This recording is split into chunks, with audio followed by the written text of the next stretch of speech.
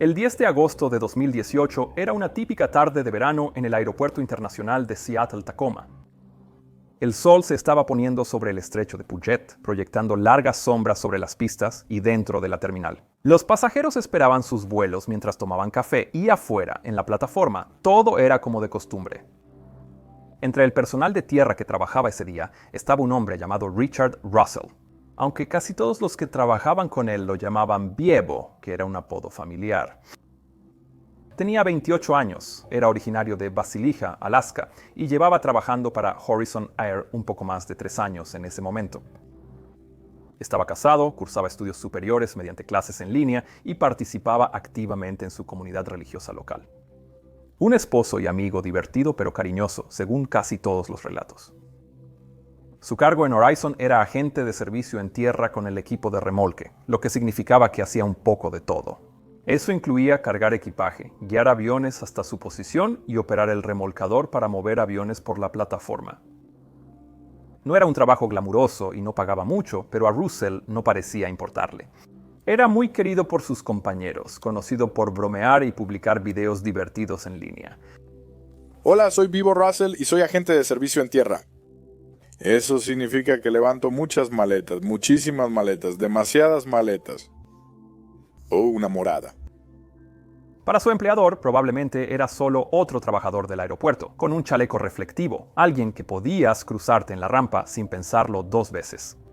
Y eso, en retrospectiva, es parte de lo que hace que esta historia sea tan preocupante. Verás, Russell, gracias a su trabajo, tenía acceso irrestricto a lo que se conoce como el lado aire. Esa es la parte segura del aeropuerto, donde las aeronaves se estacionan, se atienden y se mantienen. Como miles de empleados de aerolíneas en todo el país, le habían expedido una credencial tras una revisión inicial de antecedentes. Y básicamente, con eso bastaba. Estaba dentro, y nadie habría pensado en cuestionarlo más a menos que surgiera algo especial. Ahora, los empleados de rampa sí pasaban por un control de seguridad estándar similar al que hacen los pasajeros antes de entrar al lado aire. Cada día que iban a trabajar, pero después de eso podían ir prácticamente a cualquier lugar de la rampa que no estuviera específicamente restringido. Esto se conoce en la industria como acceso al lado aire, y vale la pena entender bien qué significa. Verás, los empleados del aeropuerto pueden clasificarse en distintos grupos, y cada uno de esos grupos recibe un nivel diferente de rigor y detalle en sus revisiones de seguridad.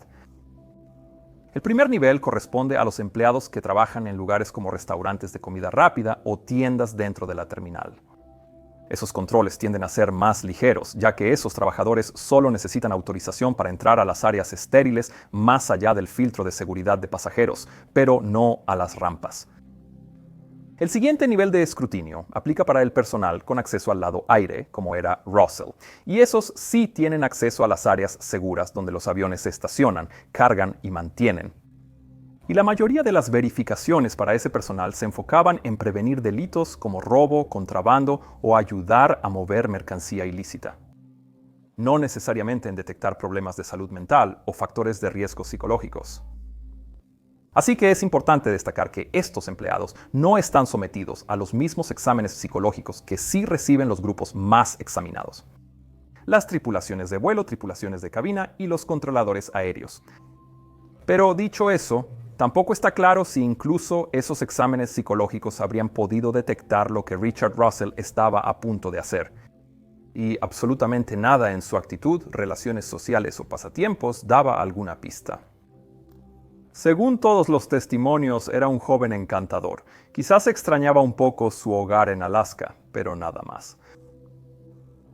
Ahora, antes de continuar, quiero señalar que tuvimos que hacer la investigación para este episodio de una manera un poco diferente a la habitual. Y eso porque no existe un informe oficial de la FAA ni de la NTSB sobre este incidente, solo entrevistas, archivos del FBI y artículos. Y quiero hacer un reconocimiento especial a un artículo de Rolling Stone escrito por Tim Dickinson, que dejaré enlazado en la descripción abajo. De todas formas, realmente quería contar esta historia porque creo que resalta algunas debilidades en nuestros protocolos de seguridad. Pero también porque me apasiona visibilizar los problemas de salud mental. Y el hecho de que debemos estar atentos a las personas a nuestro alrededor que puedan necesitar ayuda y apoyo. Ahora ya conoces una breve historia de Richard Russell, pero ¿qué pasa con la aeronave que pronto será protagonista de esta historia? Se trataba de un reluciente Bombardier Dash 8, un avión relativamente moderno, y como cualquier avión de pasajeros actual, se consideraría bastante complejo de arrancar y manejar.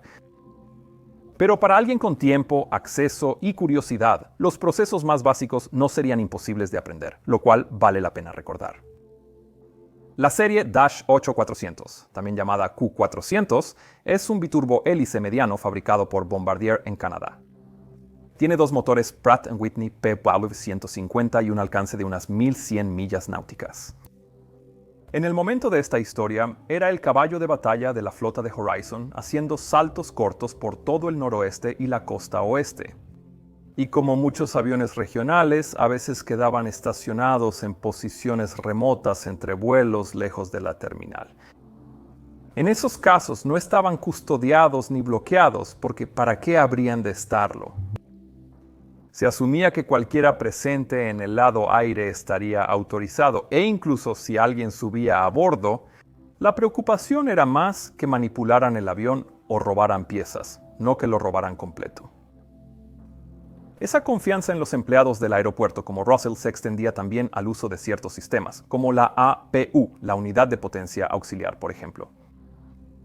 Se trata de un pequeño motor a reacción instalado para proporcionar energía neumática y eléctrica, cuando los motores principales no están en marcha. Y no era raro que un empleado de rampa con la formación adecuada pudiera arrancar la APU para facilitar el remolque de la aeronave, por ejemplo, o calentarla en las frías mañanas. Así que ver a alguien con chaleco reflectivo entrando a la aeronave y encendiéndola no necesariamente habría levantado sospechas. Pero por supuesto, la APU también puede usarse para arrancar los motores de la aeronave. ¿Sí sabes cómo hacerlo? Antes de continuar, aquí un dato curioso. Técnicamente, la APU era un elemento opcional en el Q400, pero en realidad ningún Q400 salió de la fábrica de Bombardier sin una instalada, porque se consideraba demasiado útil. A diferencia de otro turbohélice regional popular, el ATR-72, que a diferencia del Q400 no tiene APU en absoluto. Así que debe conectarse a una fuente externa de energía en tierra o encender uno de sus motores principales solo para mantener encendidos los sistemas en la rampa. Obviamente no es lo ideal. De hecho, me cuesta imaginar operaciones diarias sin acceso a una APU. Y de manera similar, también me cuesta imaginar operar este canal sin el acceso al patrocinador de hoy, NordVPN, que ha estado ayudando a mantenerlo por un tiempo. Además, lo usamos en nuestra investigación cuando nos topamos con artículos, estudios o videos bloqueados por región. Con Nord podemos movernos virtualmente con facilidad para conseguir el acceso que necesitamos.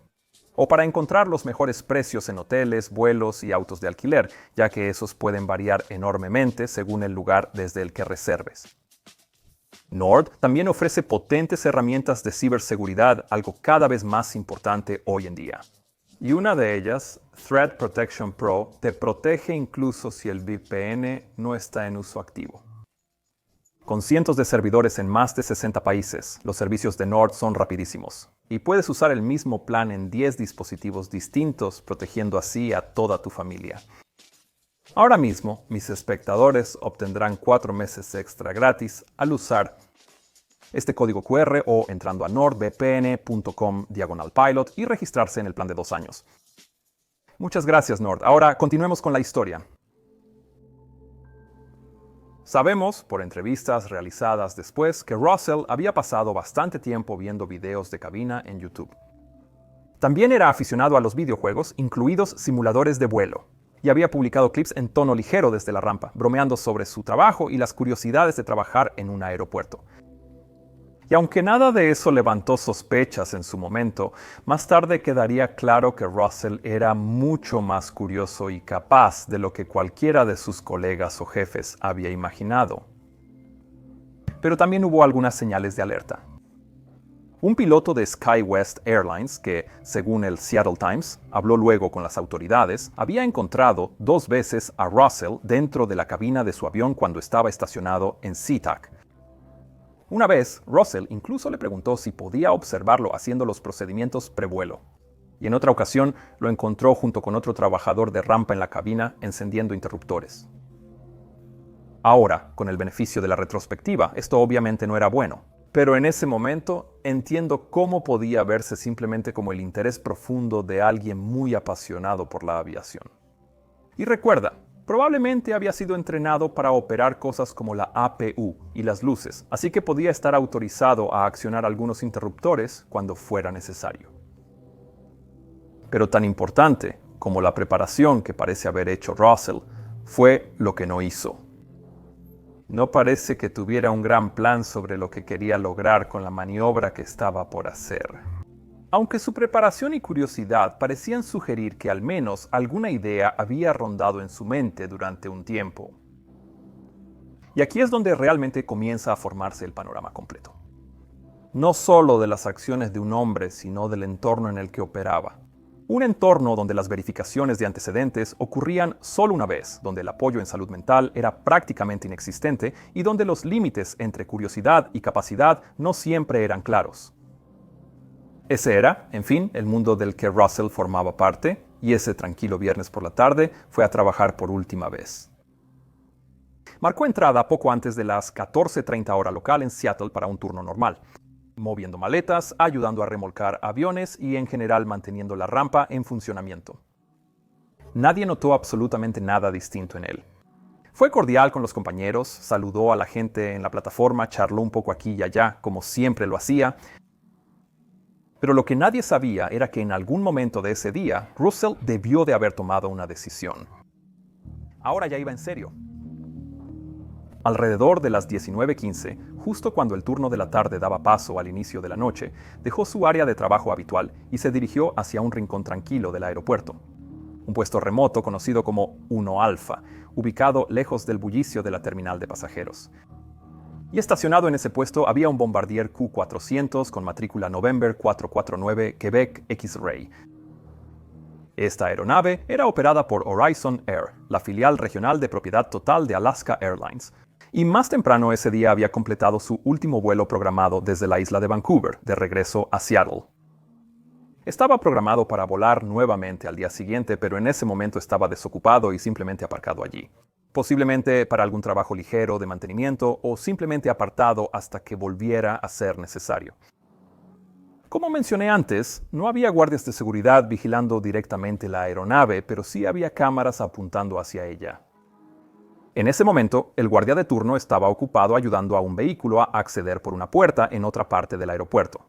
Pero como expliqué antes, incluso si hubiera estado mirando las cámaras, no habría visto nada extraño. Al ver a un trabajador de rampa acercarse al avión con un remolcador, engancharlo y luego encender la APU. Tal vez la aerolínea necesitaba el avión para un vuelo o para algo como mantenimiento. El guardia no habría sabido la diferencia. De cualquier forma, cuando Russell llegó a la aeronave, comenzó retirando los calzos de las ruedas.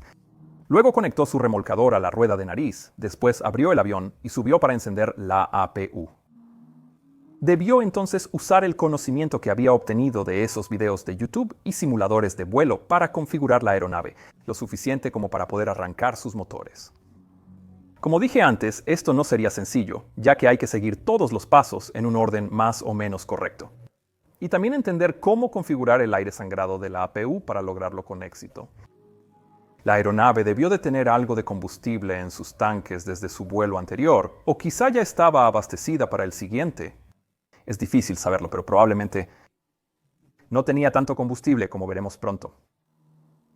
La razón por la que no sabemos exactamente qué hizo aquí o cuánta gasolina había a bordo es, nuevamente, porque no tuvimos acceso al informe final o a los registros del registrador de datos de vuelo. Pero resulta que eso no es tan relevante en este punto. Lo que sí sabemos es que Richard logró poner en marcha ambos motores antes de salir nuevamente y usar el remolcador para girar el avión, alineándolo hacia la calle de rodaje y la pista que pensaba usar. Cuando desconectó el remolcador, como los motores ya estaban encendidos y no había nadie en la cabina para mantener los frenos como es habitual, el avión comenzó a moverse, así que tuvo que correr rápidamente hacia la puerta L1, cerrarla tras de sí y sentarse en el asiento del capitán para evitar que se le escapara. Y eso probablemente habría sido lo único hasta ahora que parecería extraño desde las cámaras de seguridad. Pero como dije, no había nadie mirando. Nunca sabremos con certeza qué pensaba en ese momento, si fue un impulso o parte de un plan. Pero lo que está claro es que a partir de aquí sus acciones fueron deliberadas y estaba decidido. Aún podía haber detenido la secuencia de eventos en este punto. Sí, probablemente lo habrían despedido y procesado por lo que ya había hecho, pero habría sobrevivido. Pero el hecho es que a veces los humanos tendemos a comprometernos incluso con cosas realmente estúpidas. Es algo parecido a la falacia del costo hundido, donde piensas, ya estoy demasiado metido en esto, no puedo parar. Pero en realidad sí puedes y probablemente deberías parar. De cualquier modo, el Q-400 no es precisamente un avión para principiantes. Es una máquina compleja en la que pilotos experimentados se entrenan durante meses para poder operarla con seguridad. Pero aparentemente Richard había hecho su tarea. Como dije, había pasado tiempo en simuladores de vuelo, leído manuales públicos de aeronaves y visto incontables horas de grabaciones de cabina en línea.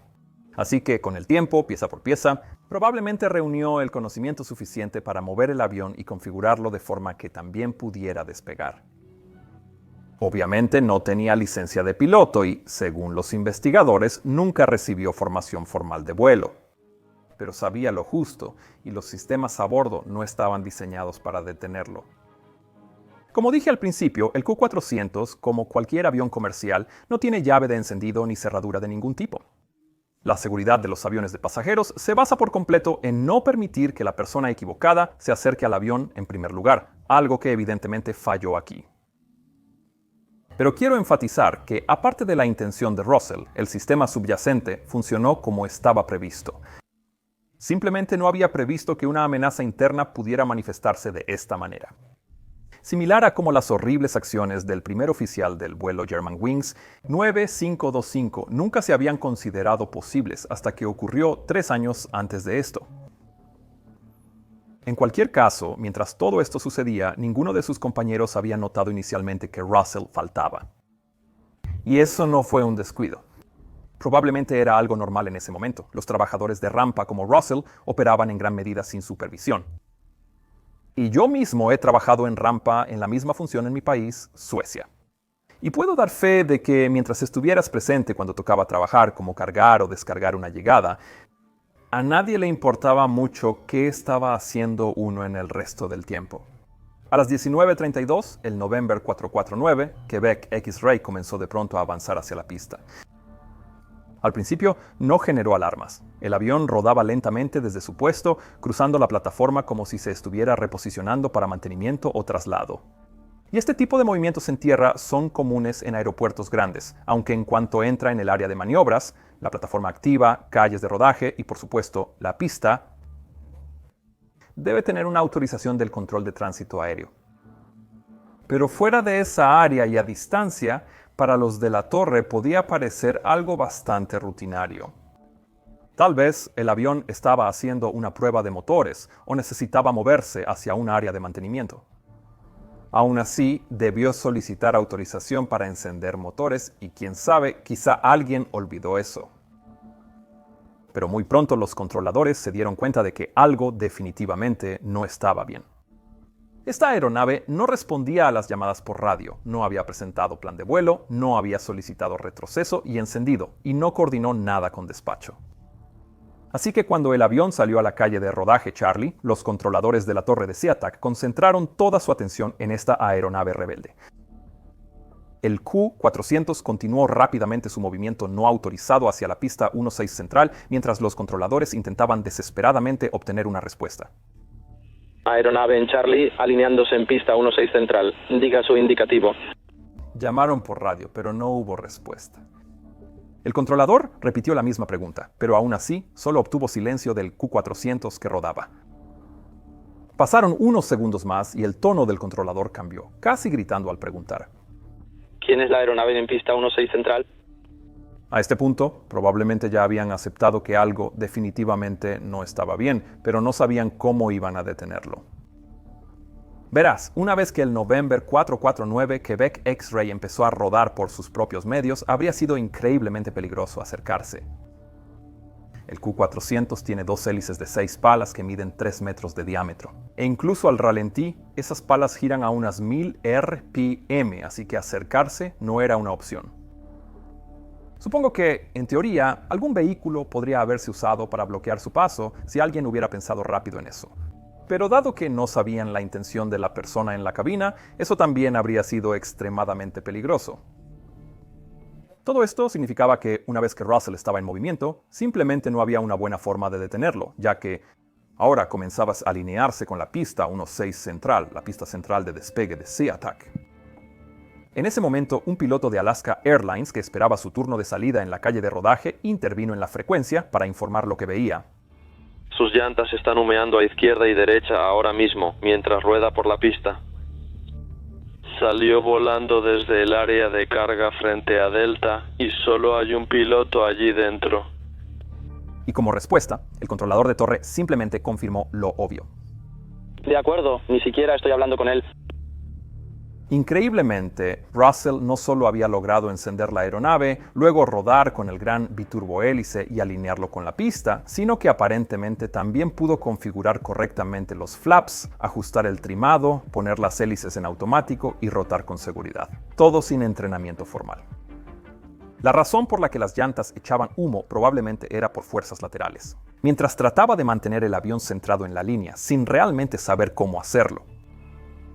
De cualquier modo, a las 19:33, el Q400 robado despegó hacia el cielo del atardecer y se dirigió inicialmente directo hacia el Monte Rainier, un enorme volcán al sureste de Seattle, visible bajo el sol poniente. Y por primera vez desde los ataques del 11 de septiembre, un avión de pasajeros estaba bajo control de una persona no autorizada en el espacio aéreo de Estados Unidos.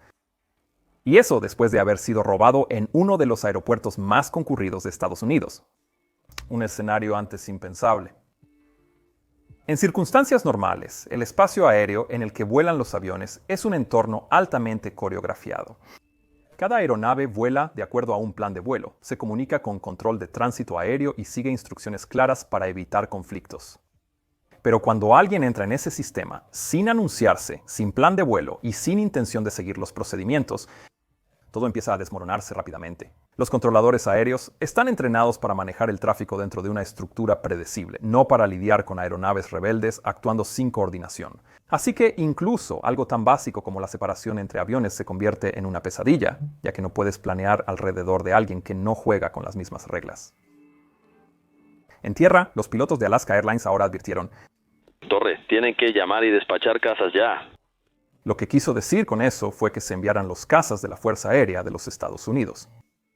Y la respuesta de la torre llegó breve pero clara.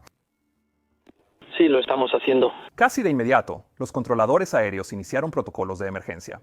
Así que, segundos después de que el Q400 dejara la pista, el ATC de SeaTac informó por radio: Todos los que están listos para salida, esperen un momento conmigo. Y poco después, la FAA y Seattle Center también emitieron una detención total de operaciones en tierra para toda el área. Y todos los aviones en el aire recibieron la orden de entrar en patrones de espera. Pero pasaron unos minutos antes de que el ATC de SeaTac decidiera que era hora de escalar aún más la situación. Este retraso probablemente tuvo que ver con que priorizaron proteger el resto del tráfico en el área. Y también quizá porque no estaban seguros de lo que realmente estaba pasando. Nadie piensa primero en avión robado como explicación inicial.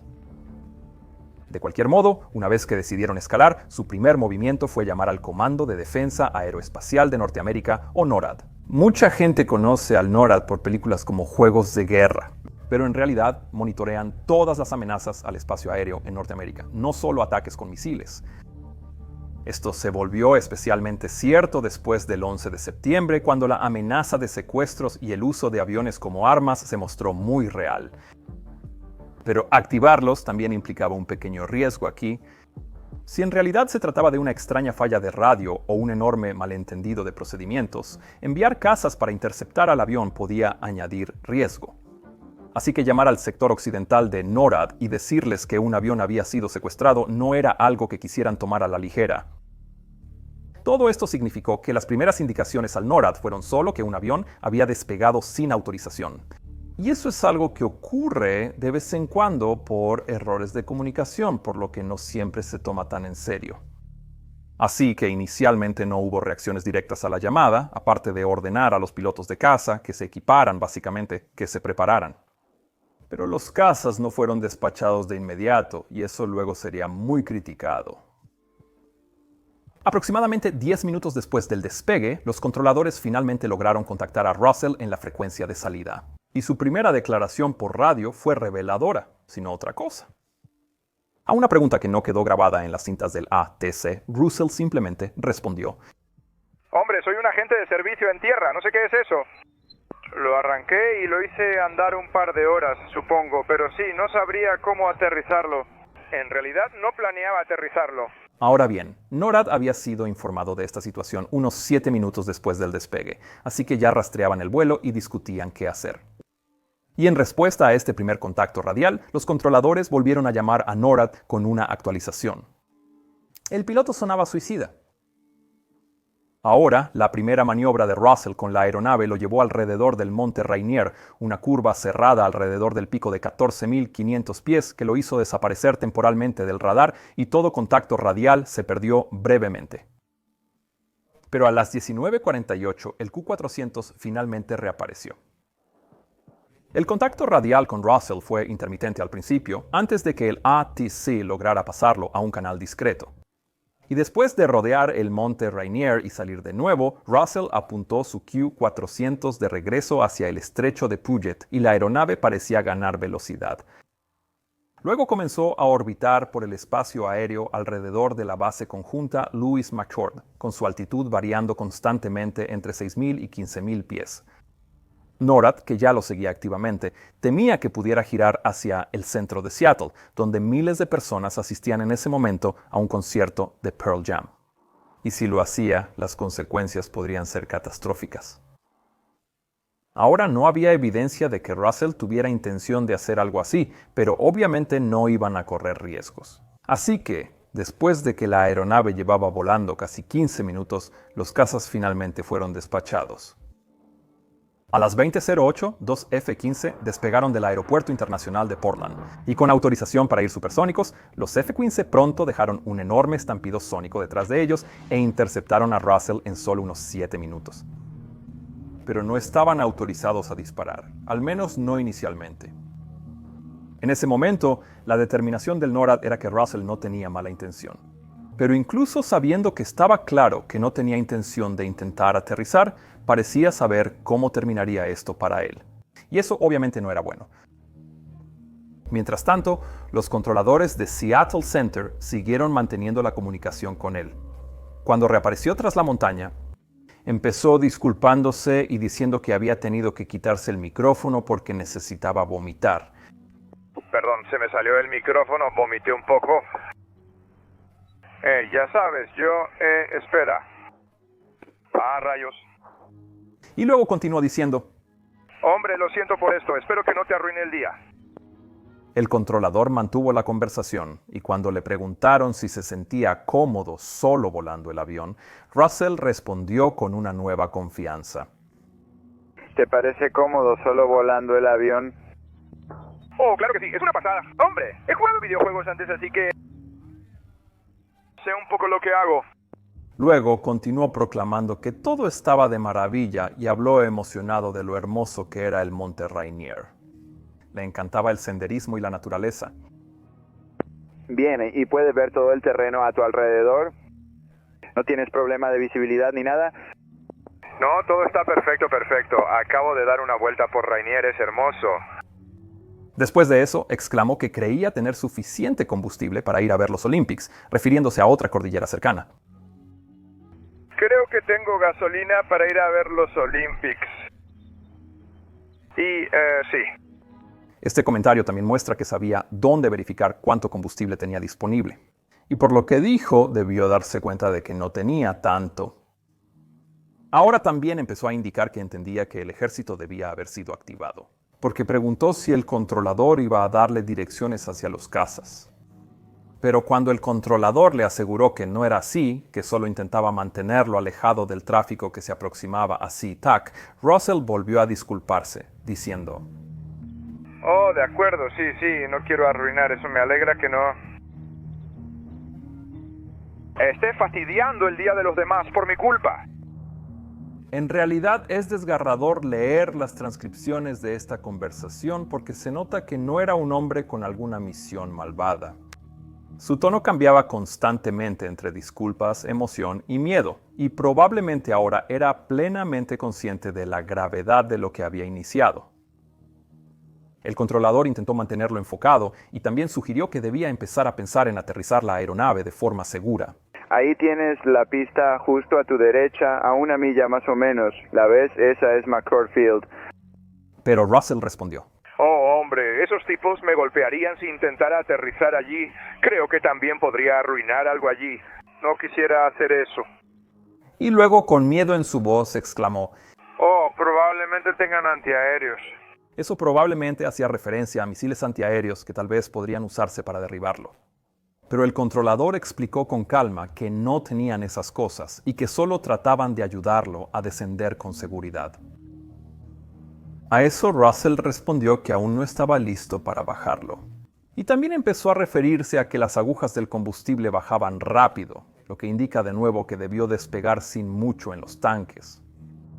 Sí, no estoy listo para bajarlo todavía, pero santo cielo, tengo que dejar de mirar el combustible porque está bajando rápido. Ahora también comenzó a hablar con el controlador sobre qué pasaría con él si realmente aterrizara. Esto probablemente sea como cadena perpetua, ¿no? Y luego añadió, Digo, esperaría que así fuera para un tipo como yo. dando un breve vistazo a su mentalidad bastante oscura en ese momento. Un rato después, el controlador también conectó a un piloto profesional para intentar guiar a Russell con posibles procedimientos de aterrizaje. Y cuando presentaron al piloto en la frecuencia, el controlador también dijo en voz alta, Aparentemente es un trabajador de tierra de Horizon, creo, y ahora mismo solo está volando y necesita ayuda para controlar su avión. Ante eso, Russell intervino y respondió, No necesito tanta ayuda. He jugado algunos videojuegos antes. pero también añadió, Me gustaría averiguar cómo sacar esta cabina, como sé dónde está la caja. Me gustaría ponerla, hacerla presurizada o algo así. Esto muestra que, aunque probablemente había hecho bastantes vuelos en simulador, aún no conocía los sistemas básicos y controles de la aeronave que ahora estaba volando. No entendía cómo controlar el sistema de presurización, que es una función básica para cualquier piloto entrenado. Y esto en realidad me lleva a un punto importante aquí, y algo que me preguntan a menudo. Aunque un simulador o videojuego pueda enseñarle a alguien dónde están los interruptores o cómo leer los instrumentos, no puede enseñarle los fundamentos reales del vuelo, sin instrucción adicional que incluya el conocimiento de procedimientos, la toma de decisiones y la mentalidad necesaria para operar un avión de forma segura. Volar a este nivel no se trata solo de saber qué hacen todos los botones, sino de entender cómo manejar situaciones anormales, cómo gestionar la carga de trabajo bajo presión y cómo pensar varios pasos por delante en todo momento. Los pilotos pasamos años entrenando y practicando no solo la mecánica del vuelo, sino la disciplina y el juicio que mantienen seguros a los pasajeros y a la tripulación. Y la realidad es que la naturaleza implacable del vuelo real rápidamente separa a los que solo creen que pueden volar de aquellos que están entrenados y preparados para hacerlo realmente.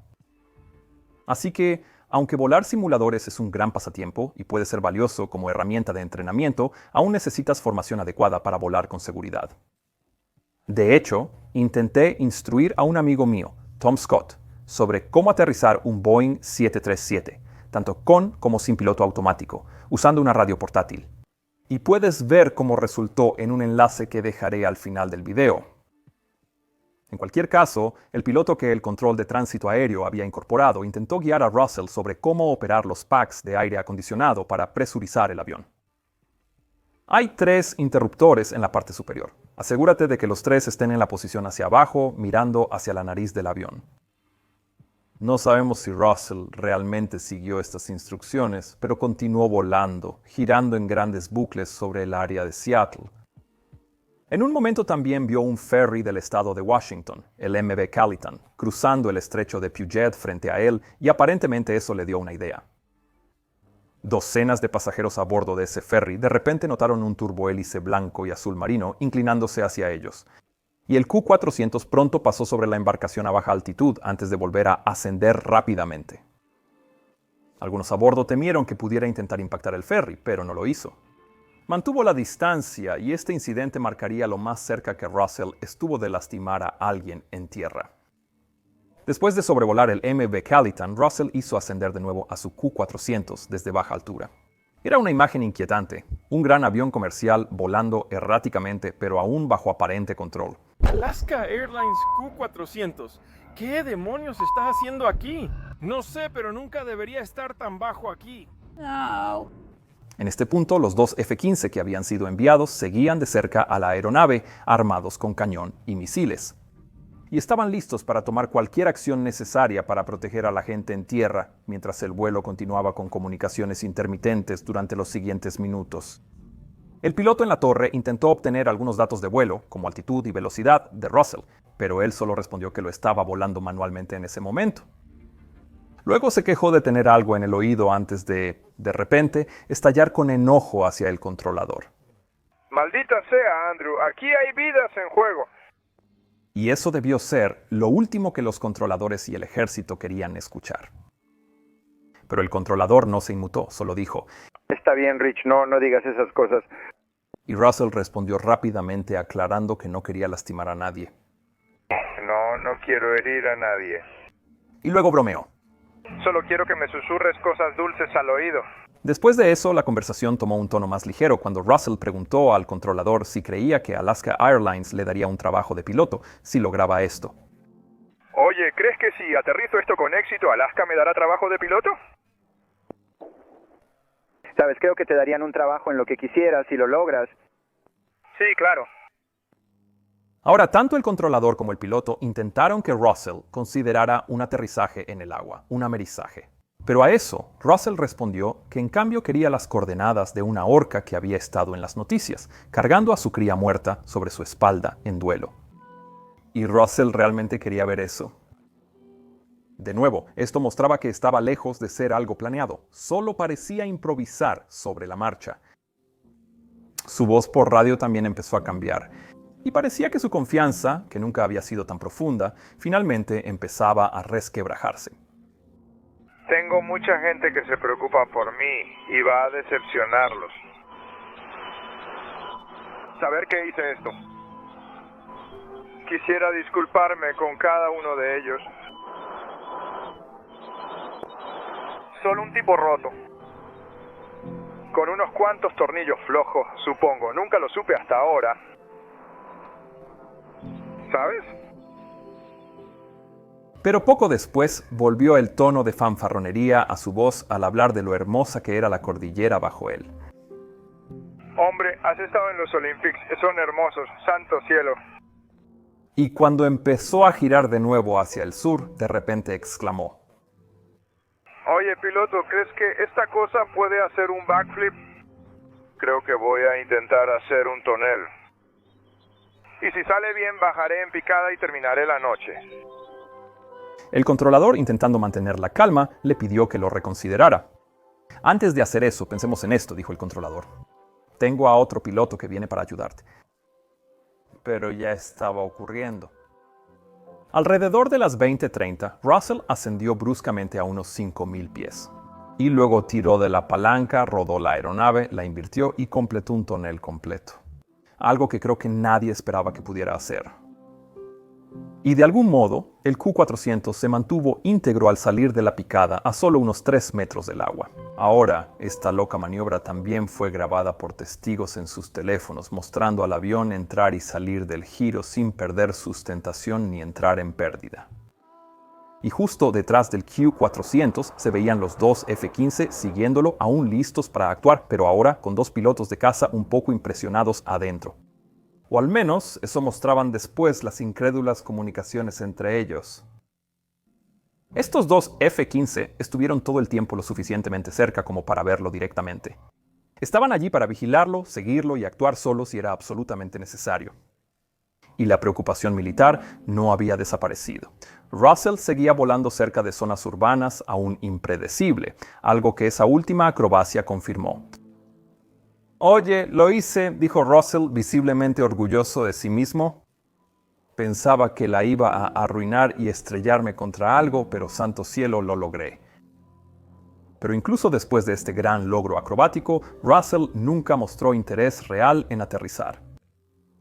Durante los siguientes 10 minutos, el control de tránsito aéreo le ofreció múltiples opciones: McCord, Boeing Field, incluso las pistas abiertas de Tacoma Narrows. Pero cada vez se negó. Debajo de él se extendían las crestas irregulares y los lagos alpinos del Parque Nacional Olympic, desvaneciéndose en el crepúsculo. Y esa sería la última ubicación clara que mencionaría en las grabaciones. El tono de su voz se suavizó aún más. El arrepentimiento se apoderó por completo, reemplazando sus bromas y evasivas. El controlador intentó varias veces conectar con Russell a un nivel humano, conversando con él un poco, cuando Russell preguntó sobre hacer senderismo en las montañas Olympic que veía por su parabrisas, pero el último mensaje grabado fue algo críptico. No por mucho siento que uno de mis motores se está apagando o algo.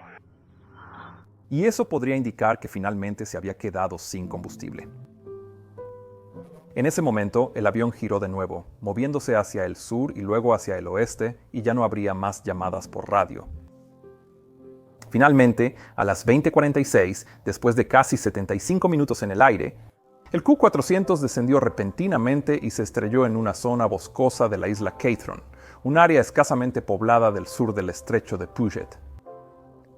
Nadie en tierra resultó herido, pero la aeronave fue destruida de inmediato y Richard Russell murió al instante.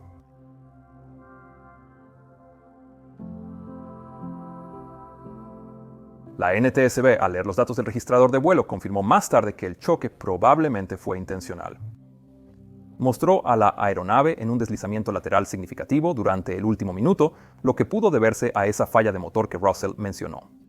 Pero permaneció controlable durante los últimos segundos, y el investigador señaló que, si Russell hubiera querido evitar el impacto, aún tenía tiempo y energía para tirar de los controles, levantar la nariz e iniciar un ascenso. Pero en cambio, la palanca de control permaneció adelantada y se movió aún más hacia adelante durante los últimos segundos antes del impacto. El acto final del vuelo, aunque devastador, evitó más víctimas. La ubicación, ya fuera por diseño o accidente, aseguró que el daño terminara solo con él. El impacto fue visible desde tierra firme y en cuestión de minutos los equipos de emergencia se dirigían hacia la isla Catron. La bola de fuego había encendido un incendio en el bosque, pero no había nada que se pudiera hacer en cuanto a salvar vidas. La aeronave se había desintegrado por completo en el impacto y Richard Russell había muerto. Esa noche, los agentes de la ley se dirigieron a la casa de su familia para darles la horrible noticia. El FBI, la NTSB y la TSA lanzaron investigaciones simultáneas. Y en todo el mundo de la aviación, una pregunta resonaba más fuerte que todas las demás. ¿Cómo pudo pasar esto?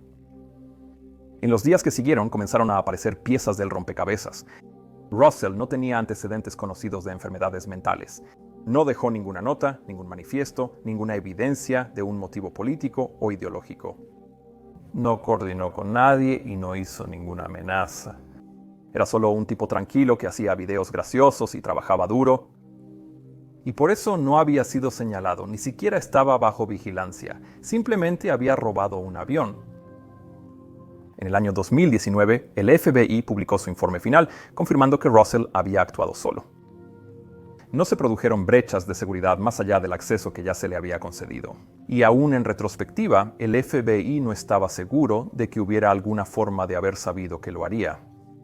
Lo cual fue, obviamente, una de las partes más escalofriantes de toda esta historia. Ahora, es importante entender aquí que todo el negocio de la aviación funciona sobre la base de la confianza. Los pilotos confían en los controladores, los despachadores en las tripulaciones, el personal de mantenimiento, confía en los libros de registro y todos nosotros, sin decirlo realmente, confiamos en que nadie va a abusar del acceso que se le ha otorgado. Y ese fue el sistema por el que Russell se deslizó. No irrumpió, no se coló más allá de la seguridad. Simplemente usó la credencial que ya tenía, subió a un avión estacionado y voló. Y eso, creo, nos sacudió a todos. No solo por lo que hizo, sino por lo que posiblemente significaba. En un sistema construido para mantener alejadas las amenazas, nadie había planificado con precisión para una amenaza que ya estaba dentro. Desde entonces se han hecho cambios en las políticas de acceso, los protocolos de vigilancia y el entrenamiento sobre amenazas internas. Ahora hay más medidas de seguridad, especialmente alrededor de aeronaves estacionadas y trabajadores solitarios. Y muchas aerolíneas y aeropuertos ahora tienen una regla de 2 personas, asegurando que ningún individuo pueda moverse solo en un área alrededor de una aeronave. Y tal vez eso sea suficiente para hacer que otro incidente como este sea menos probable, porque, siendo honestos, esto fue bastante único. Y dado que no hemos visto más casos como este, quizá el sistema aún esté funcionando. Pero creo que el cambio más importante no está en las políticas, no está en la mentalidad de todos en la industria, porque esta historia no trata sobre un fracaso, trata sobre humildad. Debe recordarnos que incluso en un mundo de procedimientos y protocolos, seguimos siendo humanos. Y esa confianza, esa misma en la que se basa nuestro sistema, no es algo que se pueda encerrar en un gabinete o marcar con una credencial. Tiene que ganarse, verificarse y vigilarse. Y lo más importante, todos debemos estar listos para brindar apoyo a nuestros amigos y colegas a nuestro alrededor. Porque no siempre son los más fáciles de detectar los que terminan causando los problemas. Ahora pondremos enlaces a líneas de ayuda y recursos contra el suicidio en la descripción abajo. Así que nunca tengas miedo de pedir ayuda si sientes que la necesitas. Quiero enviar un agradecimiento especial a mi guionista Ari por este episodio, porque sé que fue muy difícil de escribir. Y también quiero agradecer a mis Patreons por hacer posible episodios especiales como este.